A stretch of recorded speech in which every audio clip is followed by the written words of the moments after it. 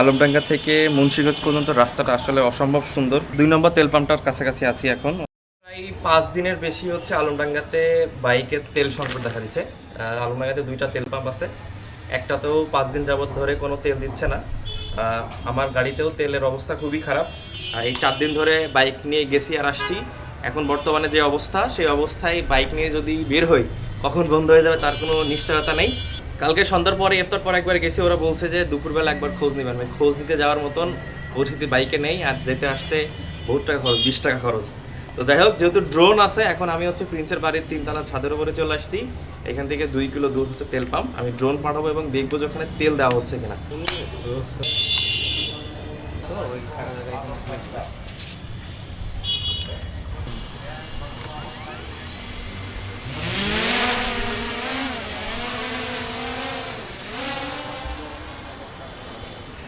আচ্ছা, ড্রোন আমি উঠাই দিচ্ছি হচ্ছে 13 মিটার উপরে। আমি আরেকটু উপরে উঠাবো।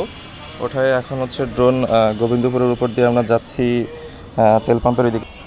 আমরা ড্রোন এখন হচ্ছে আলমডাঙ্গার 1 নম্বর তেল পাম্প, যেটা প্রথমে যেটা পরে আর কি, সেই তেল পাম্পের ওইখানে পাঠাবো এবং দেখবো যে ওরা তেল দেওয়া শুরু করছে কিনা। যদি তেল দেওয়া শুরু করে তাইলে আমরা হচ্ছে এখান থেকে বাইক নিয়ে চম্পট দেবো তেল নেওয়ার জন্য।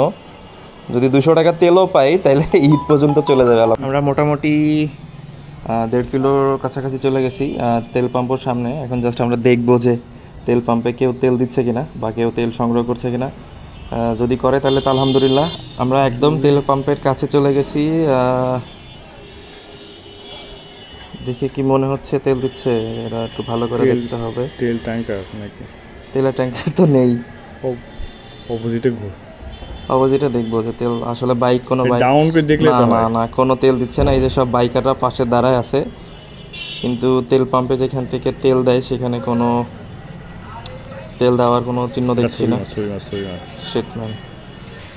তেল পাম্পের কাছে ড্রোন এখন আছে, কিন্তু তেল পাম্পে আজকেও তেল দিচ্ছে না। এখানে কিছু বাইকার নিচে দাঁড়ায় আছে, ওরা ওয়েট করছে, হয়তো ওরাও খুঁজতে গেছে যে আসলে তেল দিচ্ছে কিনা।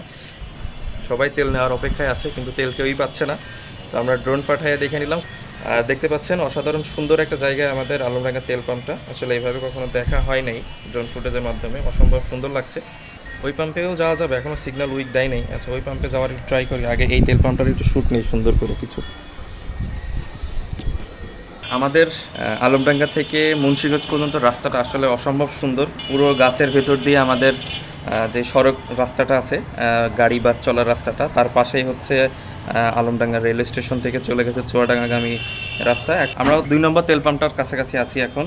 এইখানেও দেখছি যে যারা ফার্স্ট তেল পাম্পে গাড়িতে তেল পাচ্ছে না, তারা দ্বিতীয় তেল পাম্পে তেলের আশায় যাচ্ছে, কিন্তু সেখানেও তেল নেই। সবাই দেখতে পাচ্ছি যাচ্ছে এবং জিজ্ঞেস করছে তেল আছে কিনা এবং ঘুরে যাচ্ছে। আমি যতটুকু কালকে গিয়ে শুনেছি যে 2 নম্বর তেল পাম্পে যত সম্ভব সোমবার থেকে তেল দেওয়ার সম্ভাবনা আছে। তো আপনারা ফুটেজে দেখতে পাচ্ছেন যে সব বাইকাররা কি হতাশ হয়ে ঘুরে ফিরে চলে আসছে।